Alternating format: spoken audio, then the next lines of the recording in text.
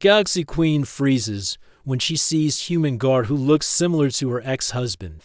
Massive doors of Harmony Point Station slid open with a soft hiss. Empress Xerathis stepped through, her silver robes flowing behind her like liquid starlight. The tall, graceful alien ruler had traveled across 3 star systems to reach this neutral meeting place. Today's peace talks could end the war that had been going on for 5 long years.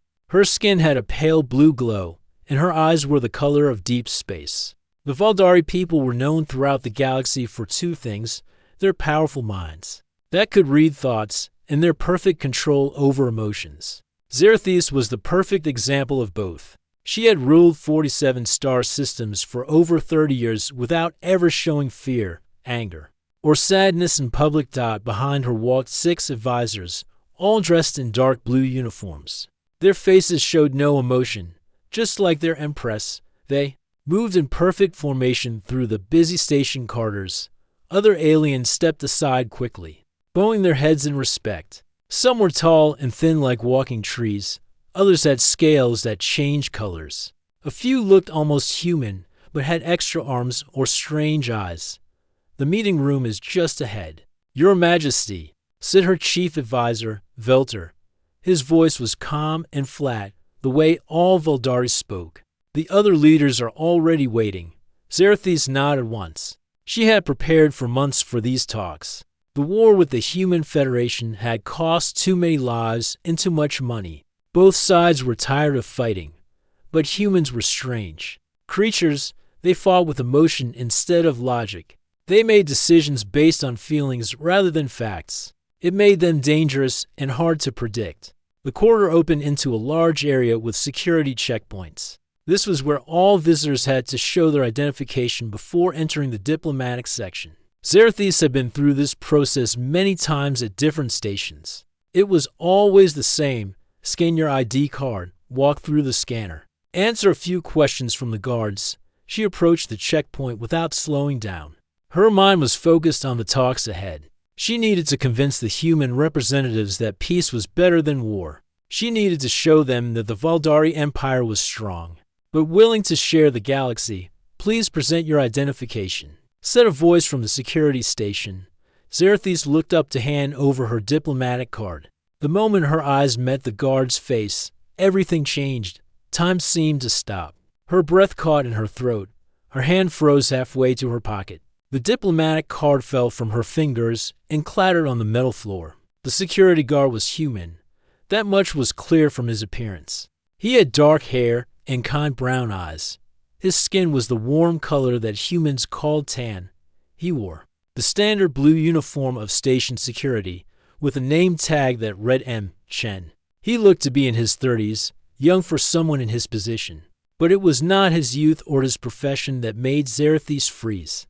It was his face. The face that looked exactly like Kethver. Her mind, which had been perfectly controlled for decades, suddenly crashed like a broken computer. Memories flooded back without permission. A young mining engineer with the same dark hair, the same gentle smile, the same way of tilting his head when he was curious about something. Kethver, who had held her hand during the meteor shower on Valos Prime. Kethver, who had made her laugh for the first time in her life. Kethver, who had died in a mining accident 40 years ago. Your Majesty. Vilter's voice seemed to come from very far away. Is everything all right? Xerathis could not answer.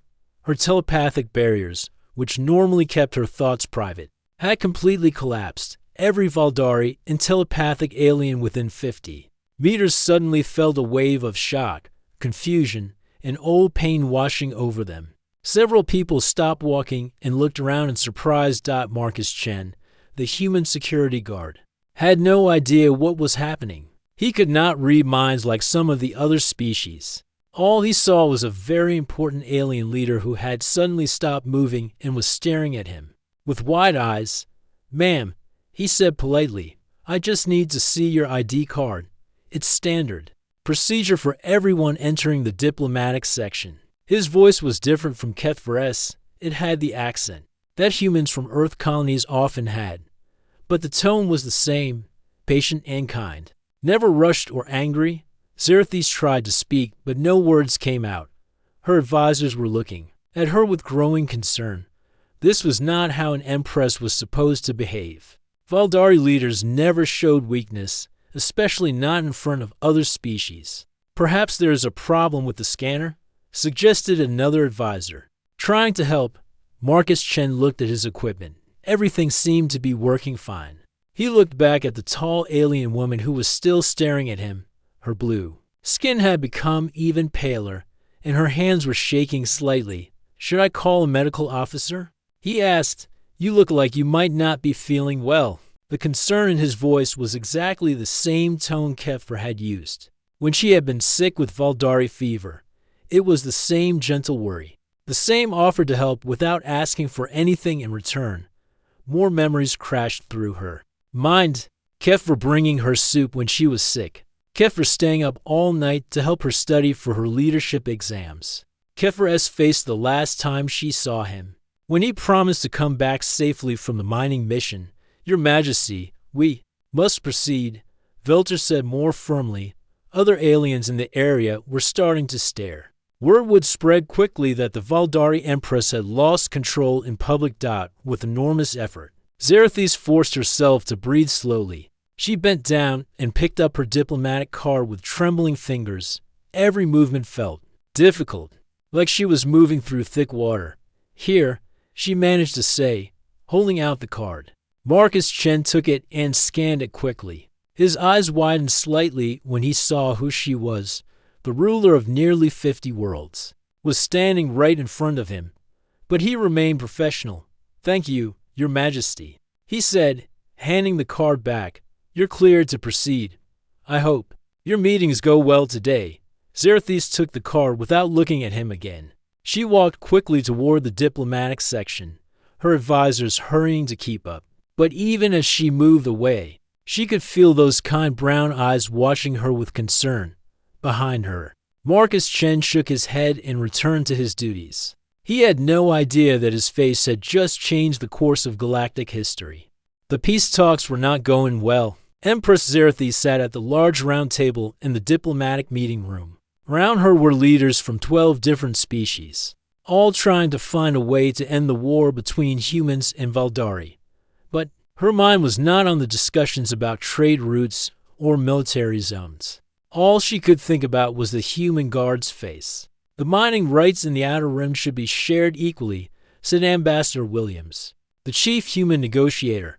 He was an older man with gray hair and tired eyes. "Both our species need those resources." Zerethis heard the words, but did not really listen. Every time she tried to focus, she saw Marcus Chen's kind brown eyes. She remembered how Kefra used to look at her the same way, with patience and understanding. "Your Majesty," Ambassador Williams was looking at her. "What does the Valdari Empire think about this proposal?" Zerethis blinked. She had missed the entire discussion.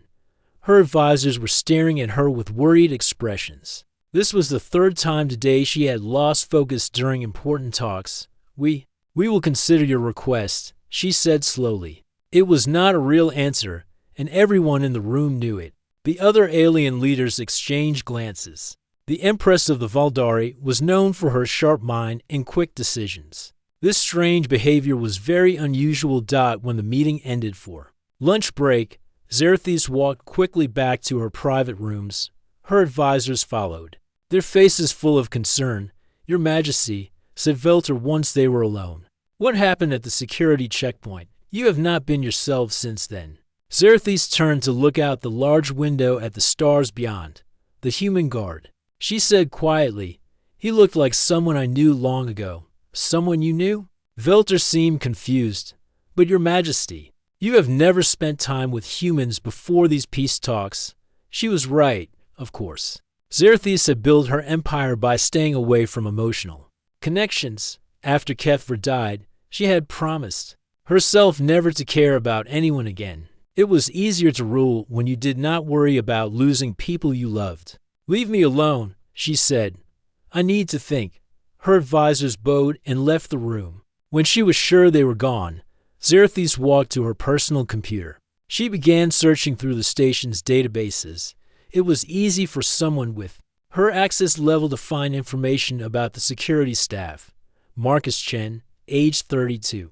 Born on New Terra Colony. Parents, David Chen and Maria Santos Chen. Education, Security Academy on Mars Station. Work history, 5 years on different space stations, all with excellent reviews. But it was his family history that made her hands shake. As she read, Marcus's great-grandmother was Elena Santos. She had been born on a small mining planet called Raven's Rest, right on the border between human and Valdari space. When Marcus was young, pirates had attacked the planet. Most of the colonists were killed, but a few were rescued by a Valdari mining ship that happened to be nearby. Elena Santos had lived with the Valdari for 6 months while waiting for a human ship to take her home. During that time, she had learned their language and their ways. The records showed that she had worked closely with the mining team, helping them understand human mining techniques. The name of the chief mining engineer on that rescue ship made Xerxes' heart stop, Kethra Valderon. Her Kethra had saved Marcus's great-grandmother. The human woman had lived on his ship, worked with his team, learned from his people. And now, 40 years later, her great-grandson looked exactly like the Valdari who had saved her life. Xerxes leaned back in her chair, her mind racing. Was this just a strange coincidence? Or was there something more? Meanwhile, in the security office on level 7, Marcus Chen was having his own strange day. Ever since the tall alien empress had stared at him, he could not stop thinking about her reaction. He had worked security for 5 years and had met many important people. None of them had ever looked at him like they had seen a ghost. During his lunch break, Marcus decided to do some research of his own. He used his security access to look up information about the Valdari Empire and their leader. Empress Xerxes had been ruling for 30 years. She was known for being very smart and completely in control of her emotions. The Valdari people respected her because she never showed weakness. She had expanded their empire from 20 star systems to 47. But what caught Marcus's attention was an old news article from 40 years ago. It was about a mining accident on Valos Prime that had killed 12 workers. The article mentioned that one of the dead was Kethra Valderon, who had been engaged to marry a young woman from the royal family. Marcus stared at the screen. The woman's name was not mentioned, but the timing was right. 40 years ago, Xerxes would have been young, maybe not even ruling yet. He searched for more information about Kethra Valderon. There were several articles about his work as a mining engineer. One included a picture. Marcus nearly fell out of his chair. The Valdari in the picture looked almost exactly like him. Same dark hair, same face shape, same kind eyes. If Marcus had blue skin and pointed ears, they could have been brothers. That night, Marcus had strange dreams. He saw himself working in deep mines, using tools he had never seen before. He spoke in a language he did not know, to people with blue skin and gentle voices. In the dreams, he was not human. He was Valdari, and he was in love with a young woman who would someday rule the stars. When he woke up, Marcus felt confused and tired. The dreams had felt more real than his actual memories. He could still remember the feeling of holding hands with the blue-skinned woman under alien stars. At the same time, in her private rooms, Xerxes was looking at old pictures of Kethra. She had kept them hidden for 40 years, never showing them to anyone. As she looked at his face, she thought about Marcus Chen. The resemblance was impossible to ignore. But more than that, there was something about the human guard that reminded her of Kethra's spirit. The same kindness, the same gentle strength. Could it be that somehow, some part of Kethra lived on in this human? Or was she just seeing what she wanted to see because she missed him so much? Outside her window, the stars looked the same as they had 40 years ago. But inside her heart, something was changing.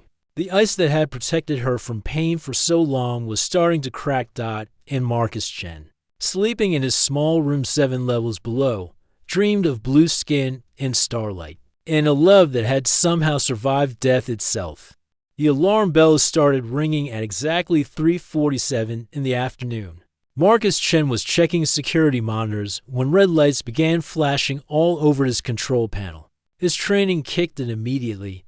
He pressed the emergency button and spoke. Into his radio, security alert on all levels. This is not a drill. All personnel to emergency positions. The peace talks have been going badly for 3 days. The human and Valdari representatives could not agree on anything. Other alien species were getting frustrated. Some had already threatened to leave the station. But Marcus had bigger worries now. His computers showed that armed ships were approaching Harmony Point Station. They were not using proper identification codes. That meant only one thing: pirates or terrorists. Station control to all security teams came the voice over the radio. We have 5 unknown ships approaching fast. They are not responding to our calls. Prepare for possible attack. Marcus grabbed his weapon and ran toward the diplomatic section. If someone wanted to attack the station, they would probably target the important visitors first.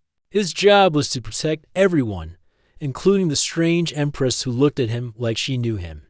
The station shook as the first weapons hit the outer hull. Emergency lights came on. Bathing everything in red, people screamed and ran in all directions.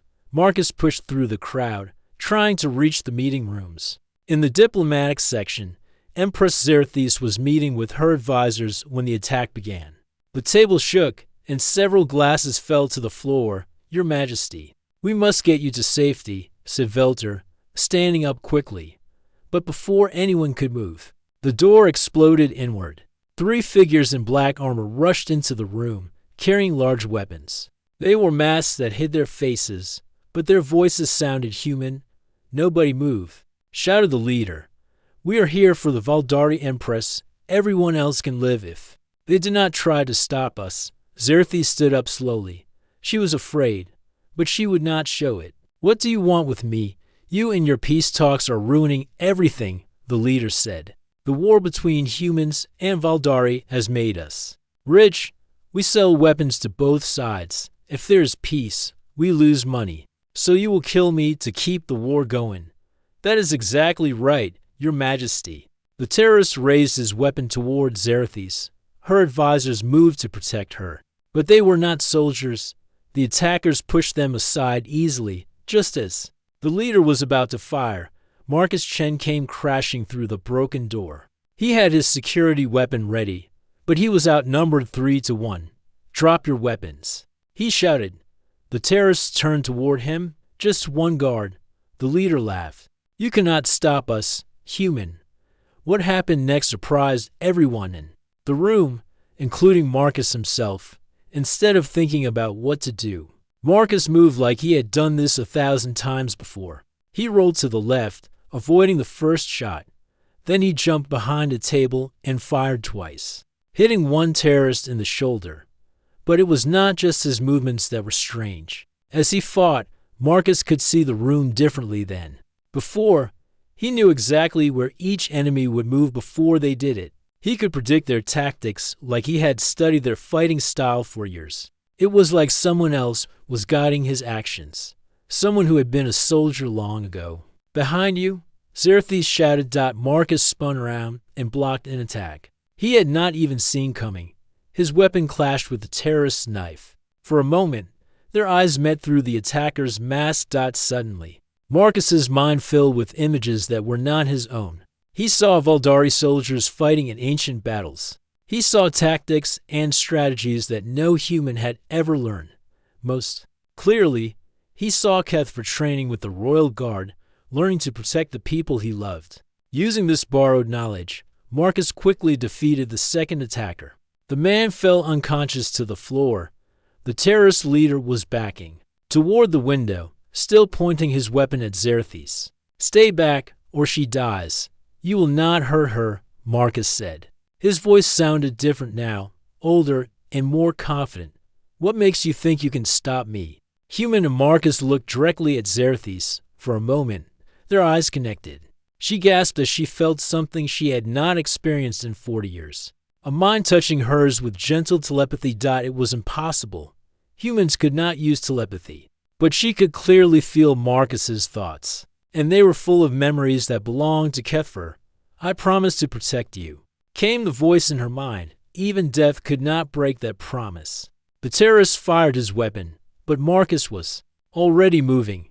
He threw himself in front of Xerxes, taking the energy blast in his shoulder. The pain was terrible, but he stayed standing, with his good arm.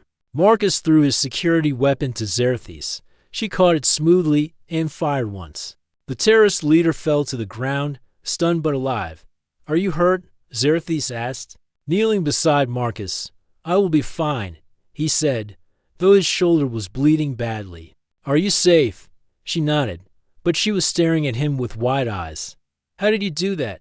How did you know their fighting patterns? And how did you speak to my mind?" Marcus shook his head. "I do not know. It was like someone else was controlling my body. Someone who knew how to fight and how to protect you." More security guards arrived and took the 3 terrorists away. A medical team came to treat Marcus's wound. As they worked on him, Xerxes stood nearby. "Watching, Your Majesty," said Velter quietly. "The human guard fought like a trained Valdari warrior. That should not be possible." Xerxes nodded slowly. She was thinking about what Marcus had said in her mind. The voice had sounded exactly like Kethfer, but that was impossible. Kethfer was dead, unless somehow part of him lived on in Marcus's family line. The human woman that Kethfer had saved 40 years ago. What if their connection had been deeper than anyone knew? What if some part of Kethfer's spirit had passed down through the generations? "We need to run tests," she said suddenly. "Tests, Your Majesty, on the human guard. I need to know how he was able to use telepathy. I need to understand this connection." As the medical team finished treating Marcus, he looked up at her. "I keep having dreams about you," he said quietly. "Dreams where I am not human. Dreams where we know each other." Xerxes felt her heart beating faster. "What kind of dreams?" "Dreams where I love you," Marcus said simply. "Dreams where I promise to always protect you, no matter what happens." The same promise Kethfer had made to her 40 years ago, on the night before he died. The medical test showed something that should have been impossible. Dr. Zylan, the station's chief medical officer, was a tall alien with 4 arms and silver skin. She had been studying Marcus Chen's blood samples for 2 days. Now she stood in front of Empress Xerxes with results that made no scientific sense. "The human has Valdari genetic markers in his DNA," Dr. Zylan said, her voice full of confusion. "Not many, but enough to explain the telepathic connection. Somehow, Valdari genes mixed with his human family line." Xerxes sat quietly in the medical bay. Marcus was sleeping on a bed nearby, recovering from his shoulder wound, even unconscious. He looked peaceful, like Kethfer used to look when he slept. "How is that possible?" she asked. "I can only think of one way," Dr. Zylan replied. "If a Valdari and a human had a child together, and that child married into the human's family line, over several generations, the Valdari genes would become very weak, but they would still be there." Xerxes' heart stopped. Kethfer and Elena Santos. Who? The human woman that Kethfer saved 40 years ago. She lived on his ship for 6 months. If they cared for each other, Dr. Zylan nodded slowly. A child from that relationship would carry both human and Valdari genes. That child's descendants would have mostly human DNA, but with small amounts of Valdari abilities, like telepathy in times of great emotion or danger. Yes, the Valdari genes might activate temporarily. Xerxes looked at Marcus's sleeping face. So he really is connected to Kethfer. Not just in appearance, but in blood. It would seem so, Your Majesty. That evening, Marcus woke up feeling much better. His shoulder still hurt, but he could move his arm again. When he opened his eyes, he saw Xerxes sitting in a chair beside his bed. "How long have you been here?" he asked. "A few hours," she said quietly. "I wanted to make sure you were all right." Marcus sat up slowly. "The terrorists, they are in prison. But we learned something important from them. They were not working alone. Someone paid them to attack the peace talks." "Who?" Xerxes hesitated.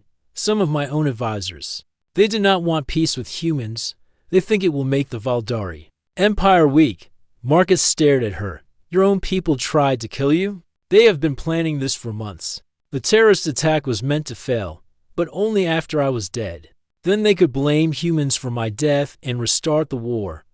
That is horrible. Vilter has been my advisor for 20 years. I trusted her completely. But she arranged for Kethfer's death 40 years ago, too. She thought that losing him would make me a stronger ruler.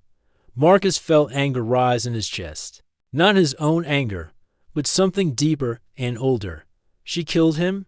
The mining accident was not an accident. They sabotaged his equipment because they knew I loved him. They thought that pain would make me hate emotions and focus only on ruling.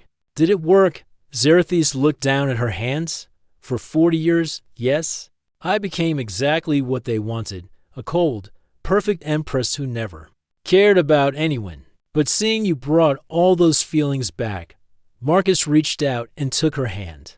The moment their skin touched, both of their minds filled with shared memories. They saw Kethfer and Elena Santos together on the mining ship. They saw the love that grew between them during those 6 months. They saw the child that was born from that love, Marcus's great-grandfather. So I really am related to him? Marcus asked. You carry his blood, his memories, and his spirit. Zerethis said, but you are not him. You are your own person. Sometimes I feel like I am living his life instead of mine. That is the choice you have to make. You can let his memories control you, or you can use them to become someone new. Before Marcus could answer, alarms started ringing again. But this time, the danger was not coming from outside the station. Your Majesty, a security guard ran into the medical bay. There's a problem in the diplomatic section. Your advisors are trying to take control of your ship. They say you are not fit to rule anymore. Zerethis stood up quickly. A coup. They are trying to remove me from power. We have to stop them, Marcus said, getting out of bed despite his injury. You are hurt, and this is not your fight. Marcus looked at her with Kethfer's kind eyes. You are in danger. That makes it my fight. They hurried through the station corridors together. Other aliens stepped aside when they saw the Empress, but Marcus could see fear in their faces. Word of the coup attempt was spreading quickly. When they reached the diplomatic section, they found Velter and 5 other Valdari advisors standing guard at the entrance. Behind them, Marcus could see Valdari soldiers from Zerethis' ship. Your Majesty, Velter said calmly, you are sick. The human has somehow infected your mind with emotions. For the good of the Empire, we are removing you from power. You have no right, Zerethis replied. We have every right. Look at yourself. 3 days ago, you were a perfect ruler. Now you are weak, caring about a human guard instead of your people. Caring about others is not weakness. It is exactly weakness. That is why we removed Kethfer from your life 40 years ago. Marcus stepped forward.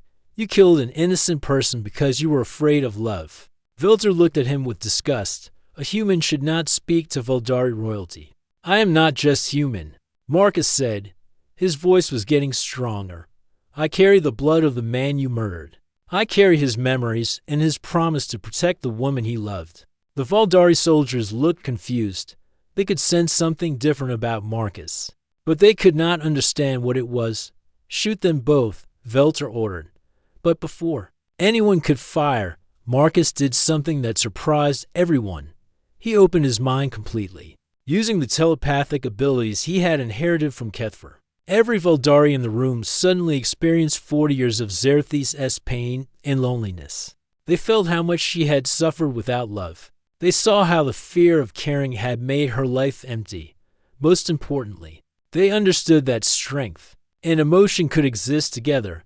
Several soldiers lowered their weapons. Others looked uncertain. You see, Marcus said to all of them, an empress who can love is stronger than one who cannot.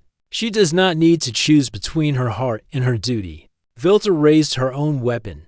Enough of this nonsense. But Zerethis was ready, using both her royal authority and her renewed emotional strength. She spoke with a voice that commanded absolute obedience. Vilter, you are under arrest for treason and murder. Any soldier who follows her orders will be considered a traitor to the Empire. One by one, the soldiers turned their weapons toward Velter instead of their empress. The coup was over before it really began. 6 months later, the galaxy was a very different place. The peace treaty between humans and Valdari had been signed with great celebration. Other alien species had joined the agreement, creating the largest peaceful alliance in galactic history. Trade routes were open, planets were prospering, and the long war was finally over. But the most important changes had happened in the hearts of two people. Empress Xerthi stood on the observation deck of her flagship, looking out at the stars. She was no longer the cold, emotionless ruler she had been before. Her advisors had learned to respect her new leadership style, one that combined wisdom with compassion, strength with kindness. "Your Majesty," said her new chief advisor, a young Valdari named Curvin. "The Human Federation representatives have arrived for the celebration ceremony. Thank you." Xerthis replied, "Is Marcus with them?" "Yes, Your Majesty. He is leading the human diplomatic security team." Xerthis smiled. Marcus Chen was no longer just a security guard on a space station. After the peace talks, both governments had realized how valuable he was. His unique ability to understand both human and Valdari thinking made him the perfect bridge between the two species. He had been promoted to Chief of Interspecies Security, a new position created just for him. His job was to train other humans and Valdari to work together, sharing knowledge and protecting the peace they had worked so hard to achieve. When Marcus walked onto the observation deck, Xerthis felt her heart beat faster. Even after 6 months, seeing him still brought back memories of Kethver. But now those memories were sweet instead of painful. "Your Majesty," Marcus said formally, bowing slightly. When they were in public, they had to maintain proper diplomatic behavior. "Chief Chen," she replied with equal formality, "I trust your journey was pleasant, very pleasant, thank you." They stood side by side, looking out at the stars. Other diplomats and officials were busy preparing for the ceremony, but for a moment, they were alone. "How are the training programs going?" Xerthis asked quietly. "Better than expected," Marcus replied. "We now have 50 human Valdari security teams working on different stations throughout the galaxy. The humans are learning basic telepathy, and the Valdari are learning human tactical thinking. And your dreams," Marcus smiled, "they are different now. Instead of living Kethver's memories, I dream about the future, about peace between our peoples, and about what? About you and me, creating something new together." Xerthis felt warmth spread through her chest. Over the past 6 months, their relationship had grown slowly and carefully. They had learned to separate the past from the present, to honor Kethver's memory while building their own connection. "The ceremony is about to begin," announced Curvin from across the room. They walked together to the main hall, where representatives from dozens of species had gathered. The ceremony was meant to celebrate the peace treaty, but it had become something bigger, a symbol of how different peoples could work together. Ambassador Williams stood at the podium first. "6 months ago, we were at war. Today, we are partners in building a better galaxy. This peace exists because the people were brave enough to trust each other, even when their advisors said it was impossible." He gestured towards Xerthis and Marcus, an empress who learned that strength and love can exist together, and a guard who chose to use his unique gifts to protect peace instead of war.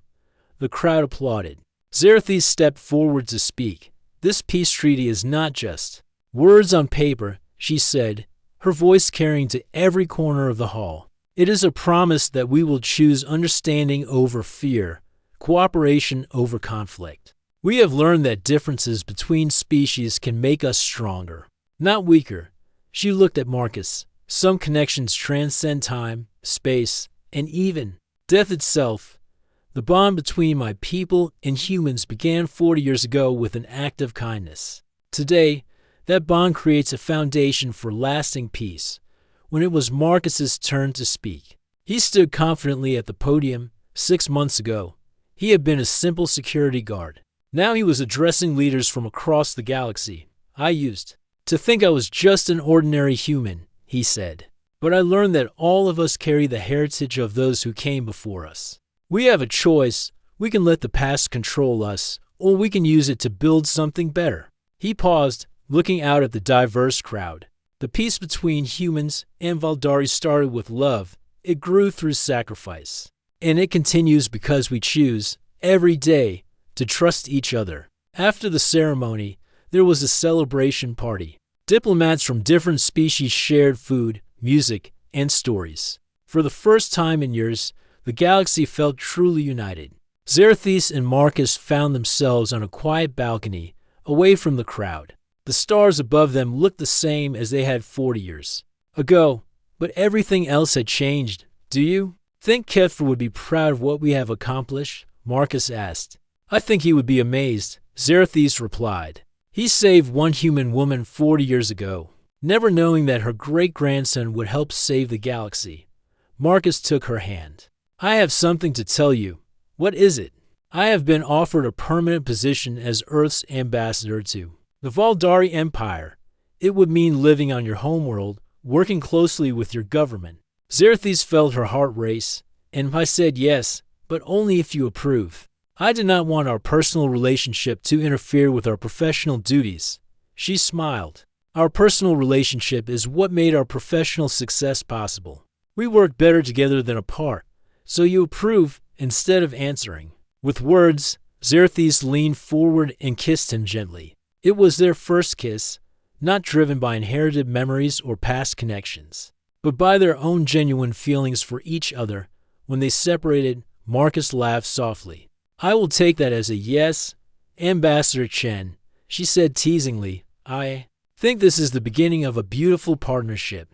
As they stood together under the stars, both of them knew that they had found something rare and precious. Not just love, but a love that honored the past while building toward the future. The galaxy was at peace, and hearts that had been broken by loss had learned to heal together.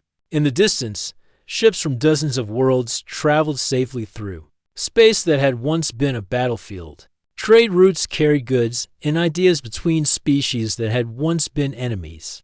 Children grew up learning about cooperation instead of war, and somewhere in the starlight, the spirit of a young mining engineer who had died 40 years ago finally rested in peace, knowing that his sacrifice had led to something beautiful. Love had indeed transcended death, but more importantly, it had created new life, new hope, and a new future for everyone in the galaxy.